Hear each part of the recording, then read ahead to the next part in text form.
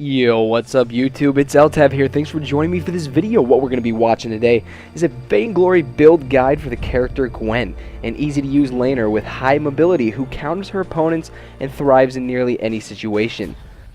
When played well and built correctly, Gwen controls team fights with her quick movement speed and massive burst damage.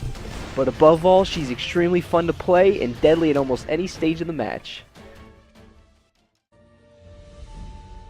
Her ability to deal significant burst damage is based solely on the fact that her heroic perk is called the Boomstick. Every 1.6 seconds, Gwen's next basic attack will deal 30 to 120 weapon power, additional damage, depending on what level your character is. This time is further reduced with Gwen's weapon speed, so that's definitely going to come into play later in the build. This perk makes it extremely easy to farm the lane, especially in the early game, so accumulating quick gold and some strong early game power is not difficult at all. Her A ability is called the Buckshot Bonanza, in which Gwen fires her snub nose at the targeted direction, dealing significant damage. Furthermore, the ability slows and reveals any enemy it hits for 2 seconds, making Gwen great for kiting and chasing.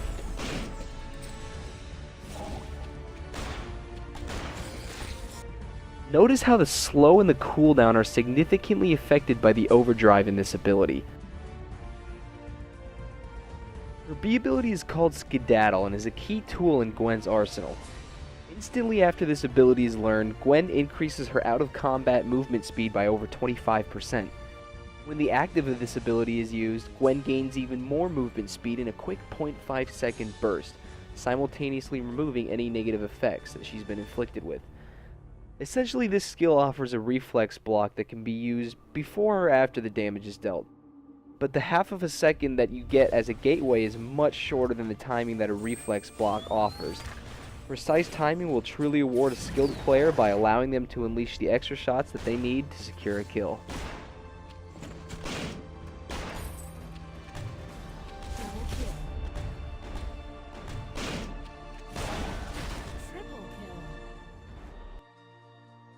Her ultimate ability, Ace's High, is a targeted stun with high damage ratios and effective range. Using this ability can be the ultimate key to outplaying your enemies and winning team fights. Be aware that when used, this ability has a brief animation delay before Gwen actually releases her card. Notice the true range of this ability stretches beyond the visibility of the screen. Ace's High can be used at a short range to assassinate targets, or at long distances to finish off an escaped victim.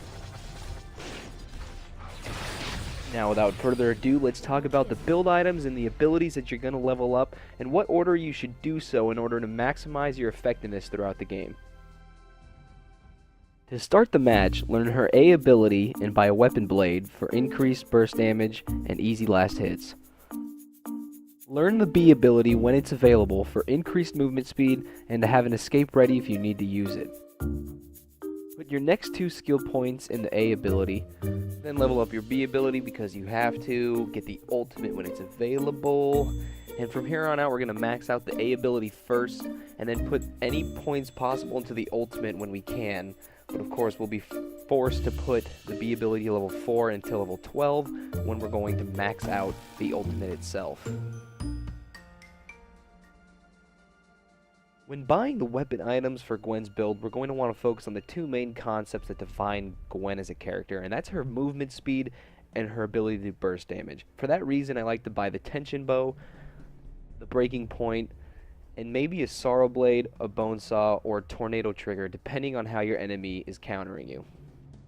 For most games, I will only end up buying 3 weapon power items, during which I'll fill the other 3 slots with boots and defense buys. There are a lot of scenarios which will define how you should build your character in the late game, but I generally stick to a standard early game build that consists of rushing the tension bow. If If you've had minimal interference and you've had the opportunity to sit in the lane and farm, you should be able to earn the tension bow within 3 minutes. But generally there are some struggles with ganks and pressures in the jungle, so earning the tension bow by 4 minutes is acceptable, but at least try and have it by 5 minutes. And trust me, I do know that the game doesn't always go your way. If you'll take this clip for example, you'll see that we're already losing 10-6. My farm is way down compared to the SOB, so I double down with defense and prepare to just farm the crap out of this game. We have the opportunity to open a team fight here, which we will end up succeeding and winning out, and this turns the game around completely. From here on out, we completely dominated them. So if it doesn't go your way in the early game, don't be discouraged. Just try and hang in there, get some farm, and take control of the game. Once you first buy the tension bow, if you have a gold advantage over your enemy, it's time to wreak some havoc. Try and pair it alongside with a blazing salvo or a swift shooter, and level 1 or 2 boots, and maybe a defense depending how the game is going. But for the next few minutes I'm going to focus on earning as much gold as possible so you can get the breaking point very quickly. Watch out, even though I'm low on health, the tension bow will help me regain control of the lane by showing Skye that I can inflict serious pain if she lets me get close enough. Use this to your advantage so you can farm as much as possible, and keep the enemy laner at a low farm. Notice that I've already purchased a Sorrow Blade. When deciding which items to buy, think about how the item was designed to function. The breaking point, for example, is designed to unleash unreasonable amounts of damage over prolonged team fights, while the Sorrow Blade can increase your base weapon damage and burst damage. If you have the ability to take out an enemy in just a few shots, buying the Sorrow Blade before the breaking point can help you take the cake early. See how in this situation, the enemy hasn't purchased any defense against my weapon power. The enemy team consists of 2 snipers, Kestrel and Skye, who I can eliminate in just a few shots, especially since I've already accumulated a level advantage over every enemy except the Cruel. Granted, this is a casual match and the enemy team doesn't even have a support, but it's an excellent situation to demonstrate how the Sorrow Blade can be extremely effective. The Kestrel currently stands no chance, is going to be limited in 2 quick shots from my A ability and the tension bow. This gives me plenty of time to focus on the Cruel, and since the Skye is busy in the lane, the Cruel goes down. My health is already low, but due to the previous conditions that I laid out, she's not going to be able to finish me off. Even though the Sorrow Blade can be effective, I end up buying the breaking point as my second buy for most matches, because it allows you to stay on top of your enemy and supply massive pain if they choose to engage you, and you're able to survive. From here on out, the build is going to vary entirely on how the enemy has built and how the game is commencing. You need to decide between increasing your overall damage or adding more defense or movement speed. I always buy the Journey boots when playing Gwen because they allow Gwen to maximize her movement speed. Additionally, the cooldown for these boots is reset to 12 seconds after an enemy hero is hit. This allows Gwen to move in and out of dangerous territory to supply extensive damage without taking very much in return, or to take an advantage of an out-of-position enemy. The enemy Kestrel and Lance have revealed their location on the minimap by attempting to take the minion miner. While the Celeste sits alone in the lane, a quick burst of the Journey boots will allow Gwen to take advantage of this situation and eliminate Celeste without any significant cooldown. Building early movement speed can really help you reap Gwen's benefits and allow you to secure kill after kill. Even though this particular kill didn't take any talent on my end, building correctly at the right time can turn any difficult match into an easy win. For the third weapon power item, I'll usually build a bone saw because I'll encounter a lot of enemies who attempt to counter my build with armor. However, the key to your late game success is highly dependent upon your playstyle and how the 3 of you can function as a team. I suggest staying in the back and letting the fight unfold to avoid getting dropped as soon as the fight erupts. Just make sure you're staying involved. Don't sit there and watch your teammates die. You still are part of the team. Feel free to organize ganks and keep your enemies scrambling if time allows. Gwen is great at killing a target quickly and then getting back to work.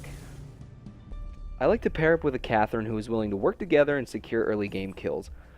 Gwen pairs up extremely well with any protector and most junglers, but the best team composition depends on which heroes the other team has picked. Just remember, when deciding which team composition to use, think about the scenarios and the team fights and how it's going to play out and what you can do and what you should do to win the game. Difficult enemies to face include tanky heroes who can sustain Gwen's burst damage and punish her in return. It can also be extremely difficult to escape from Flicker's slow using Gwen's B ability, so keep your distance and attempt to farm early. Weapon-powered saws with a serpent's mask can also be extremely difficult to face in a one-on-one scenario. That concludes the tips I have for you when playing Gwen. Please enjoy these clips, and thanks for watching.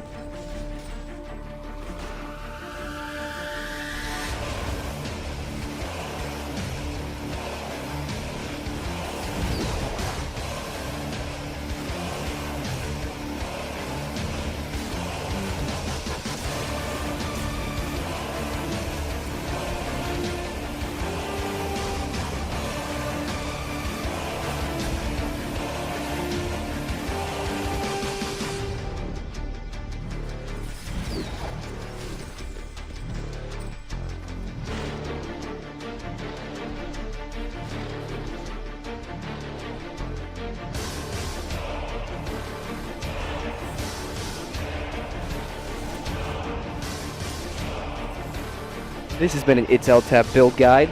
Please like, comment, subscribe. Come back for more videos, and thanks for watching.